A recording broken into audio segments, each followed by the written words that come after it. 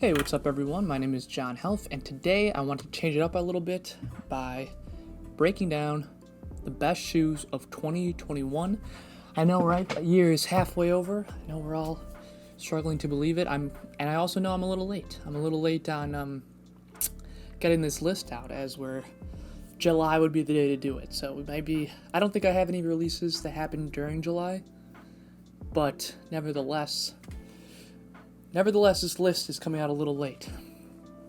But anyways, let's commence. These are the top 10 shoes of 2021. Coming in number 10, we have the Balenciaga X, The Balenciaga X Pander in the blue silver colorway. I know I'm going to catch some heat from this one already off the bat, because I know I'm already leaving off a bunch of what would be favorites. I think that this shoe, though, it has a certain futuristic element to it that I think actually looks cool. I love the perfect blend of like retro runner with this crazy like spring in the back. I don't really know what it would feel like to wear these if that thing collapses, or if it's like a heel. It looks like it collapses. I will never wear this shoe. I might never ever see someone wearing this shoe, but nevertheless, this shoe I think is so unique and sick and deserves a place in the top 10. Coming in at number 9, you have the Air Jordan 1 Retro 85 High in the neutral gray colorway. This shoe, I think, is just the grown-up version, not even the grown-up version. Yeah, the grown-up version, the more epic version of an Air Force 1 of a Blazer Mid. It takes everything that's so classic about those shoes with their silhouette and their usability. You can literally wear this shoe with almost any outfit, and yet it is that much more classic. I love the 85 silhouette. The Retro 85 OG silhouette, whatever the title is. I think it just looks better than, I don't even know, what is the other one called? Just the Retro High, non-OG, non-85. I love the slightly bigger swoosh. I think that those little details, for some reason, elevate it so much. And I think, as you'll notice here, I'm all about, mostly, the little details. The shoe's sick. Up next, we have the Carpet Company and Nike SB Dunk High. And this shoe, I think, it kind of gets mixed in. I mean, obviously this year was another big dunk year. Not as big as last year. I've been noticing that prices have been falling a little bit on just because of the volume and amount of dunks that Nike's been putting out. But this shoe, I think, is especially sick. I love the color right off the bat. I think the blue and the yellow has a certain aged quality to it that makes it pop. But then at the same time too, the fact that you can rip it away and almost create a whole new shoe in and of itself. We obviously have seen that a decent amount with I think maybe it started with like the Jordan New York to LA, or the Chicago to LA ones. And then we obviously see that too a lot of times with dunks. I think the what was like the Maui, the Hawaii one that also dropped? This one I think is the best example of it, just because when you dig underneath, not only does the shoe just completely change colors, but there's also those little icons or patterns or symbols or cartoon characters that exist underneath it. I think that, as you'll see, I only really like Nike Dunks going forward that have a unique collab with them, and I think that this one is chef's kiss. Love the Carpet Company Dunks. Coming in at number 7, we have the Yeezy Boost 700 V1 in this sun yellow colorway. I think everyone will almost admit this. This is the best colorway to come out of any Yeezy almost since the original Wave Runners. I think that the blacks and all the earth tones are classic, but this one actually pops in the best way possible. I feel like when people think about Yeezy, they think about those almost garish, those loud colorways, that unique style. And while the earth tones and the beiges and the neutrals all blend in really nicely, I think that the yellow actually stands on its own as one of just those iconic colorways that scream Yeezy and prove that Kanye West still has it. Number 6. And this is again where we're going to go heavy on the collabs. I think that what we've been learning recently, and maybe not even recently, but over these past couple years, is that collabs have been king in the sneaker industry.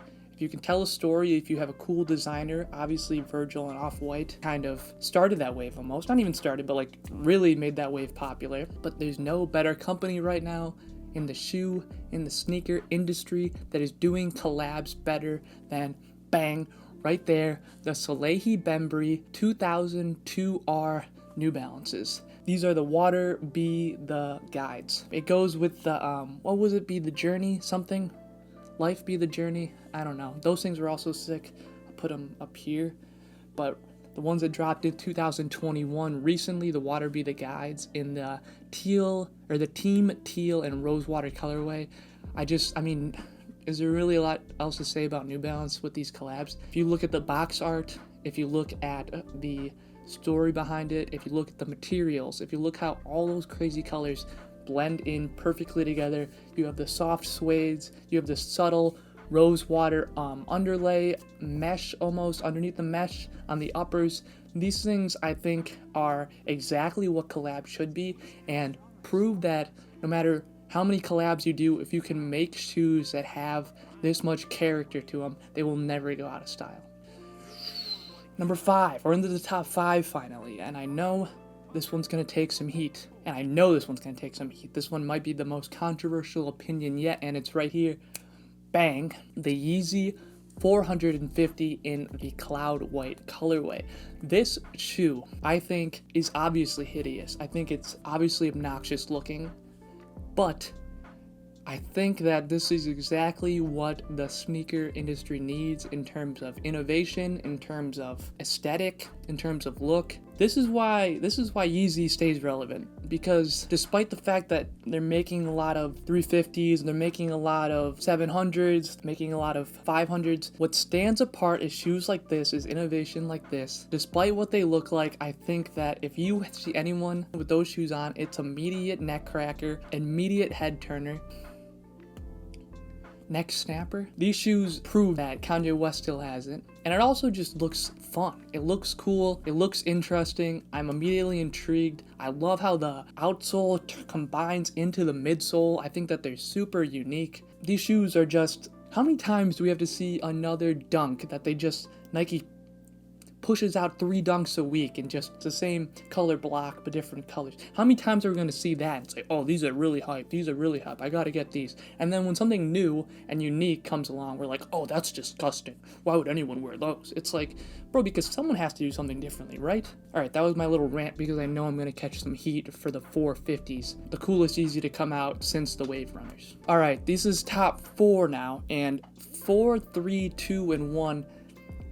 I really want to say they're all a toss-up at this point, because I really do like all these. I would die to have any of these pairs. I would die to have any of these pairs on the whole top 10, but these top 4 I think are the cream of the crop. Coming in then at number 4 is the Aimé Leon d'Or New Balance 550 in this natural green, white, and gold colorway. Now the 550, I think, and I've tweeted this, I've said this in the past, people that know me, the 550 is the next Air Force One. It really is.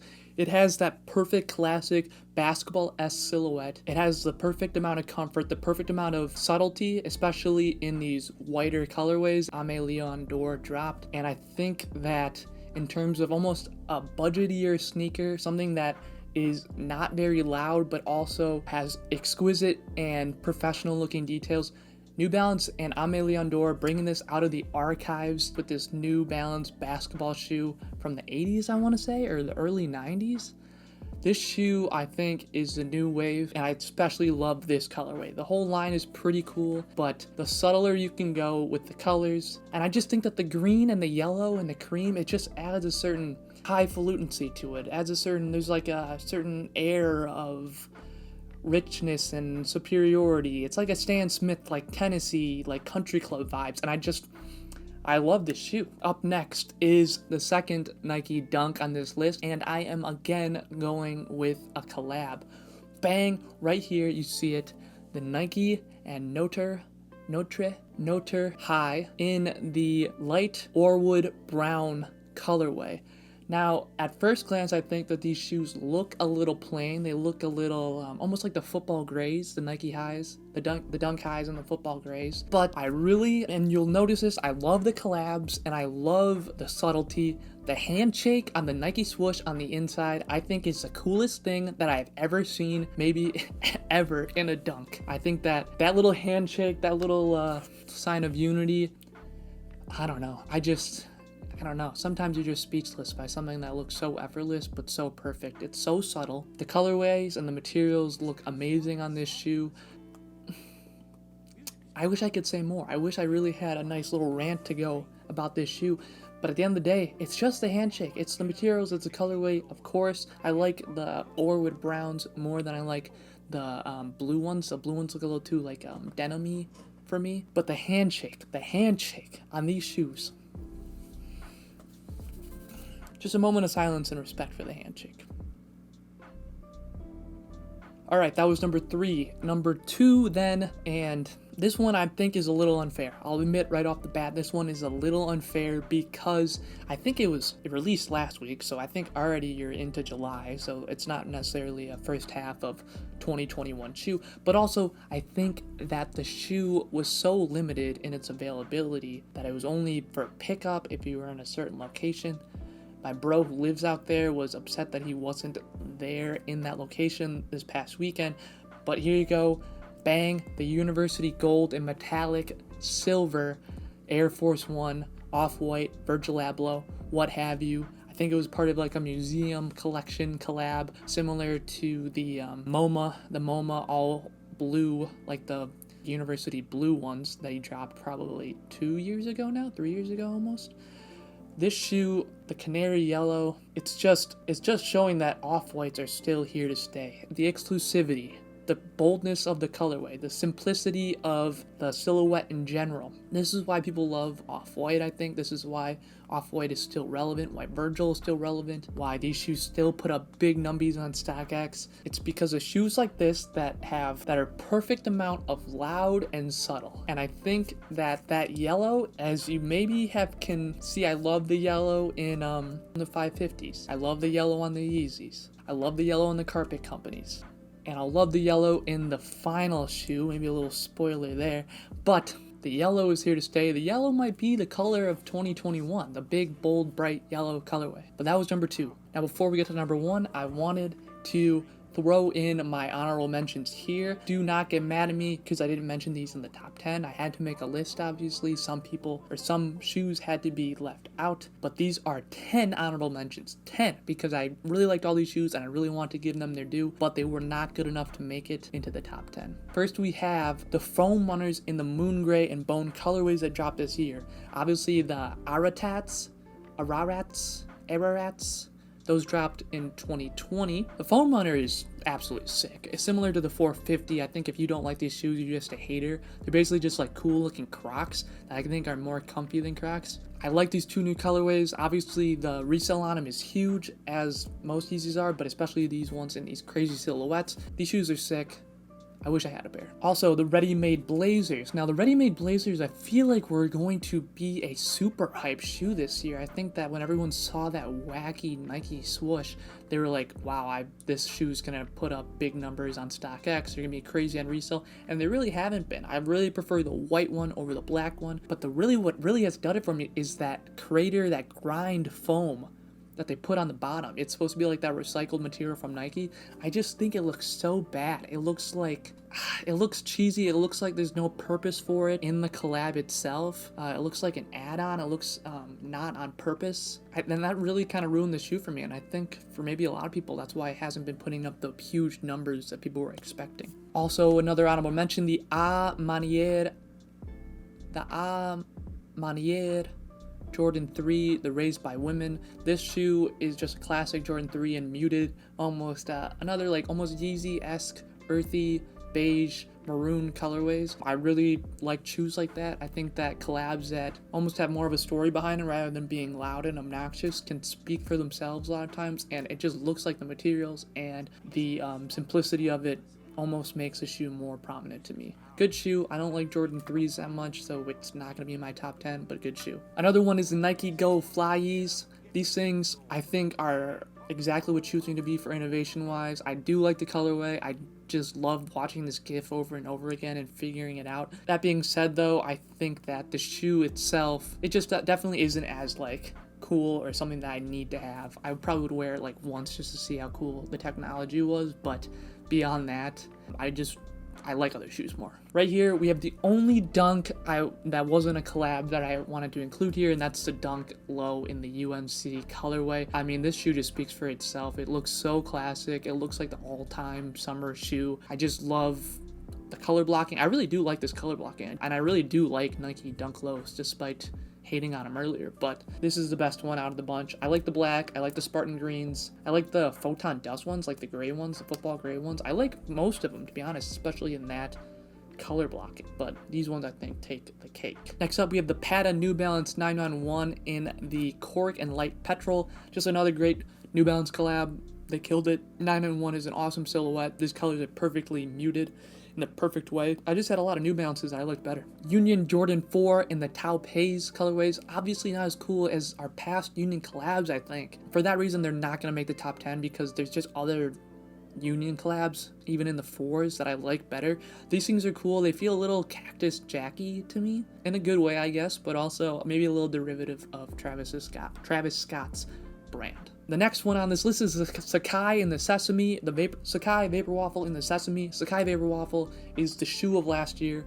I still think that they're underrated, even though everyone loves those shoes. I just don't know if they're talked about enough. The amount of comfort, the materials, the collab, just the way that they're perfectly executed, and for a shorter person like me, just the height they give you, that's the best shoe ever. I like this colorway. It's not as good as the original, so it couldn't make the top 10, but I do like the materials too. I like the material change up. I think they look a little heavy with that neoprene on the upper, but also a good shoe. Another New Balance collab, the Bodega Here to Stay collab. My bro has these things are sick. I've seen them in person. The materials, everything is quality. I just like some other ones more, and I didn't want to just pound the top 10 list with New Balance collabs. What is this? The 990 V3. So New Balance kills it. There's almost the less I say about it, the better, I think. These shoes are sick. Finally, almost made the top 10. Really wanted them to. Wasn't able to finagle them in somehow, but it is bang right here. The Miller Lite and New Balance Shoesy. Not even technically a shoe, except I think it's technically a shoe because it's made out of shoe materials. You couldn't put it on your feet, so maybe it's not a shoe. Maybe it's not a sneaker. This thing's sick. New Balance collabs, no bounds, I guess. Whether it's with big fashion houses, fancy fashion houses like Aimé Leon Dore, to freaking Miller Lite. A fine Pilsner, Miller Lite, the everyman's beer, the blue collar beer. I'm just making phrases up. This thing is sick. Ultimate dad shoe vibes. That's what New Balance was known for, and they killed it again with the New Balance Miller Lite Shoesy. It's a koozie with a shoe. It's... Alright, that's all the honorable mentions. Without further ado, we have the number one shoe of the first half of 2021, and I do not think this shoe will be beat. I've been hyped. This shoe has been hyped for me since I first saw the pictures of it, since their first collab they did, and that is, drumroll please, bang, right here, the New Balance Paperboy Paris 992. Oh my gosh, this shoe. The cracked yoke, the little yoke logo on the tongue, the back with the Paperboy Paris logo guy. This is why collab should exist, honestly. It's because you can make an egg look like a shoe in the sexiest way possible. The perfect amount of color, the perfect amount of blending materials and different shades of white, different shades of gray. It's just, I love this shoe so much. I think that it's the perfect amount of everything because it's obviously a collab. It's obviously a little out there, but you could wear this shoe anywhere, anytime, and it still would crack necks. It still would turn heads because just the fact that it looks like an egg yolk is just so genius. I just can't get over it. The details. I love details. I love subtlety. I love collabs. This thing is everything. It's a menu item on Paris or Paperboy Paris's menu of their cafes, and we get it via shoe form. These things are super limited. They were supposed to drop, I think, during the pandemic. They got pushed back. They got pushed back again. Releases in Paris, wider releases online. Impossible to get. I tried my best. These shoes are, man, they make me feel alive is what they really do. The Paperboy Paris 992 in the egg yolk colorway. Ugh! Alright guys, that's enough video for today. This was a bit of a longer video, I would say. I'm hopefully going to have fun in the edit. Future John will answer right here. But anyways, thank you for watching. Hit that subscribe button, hit that like button, send the link around to your friends. I like making these videos. I like making them for myself, so whether you watch this far or not, it's kind of irrelevant to me. But nevertheless, thank you for watching. I appreciate you. What's your guys' favorite shoe? Comment down below. I really want to hear some hot takes, you know? I really want to hear people just shit on my 450 pick. That's really what I want. But anyways, see you guys next time, and God bless.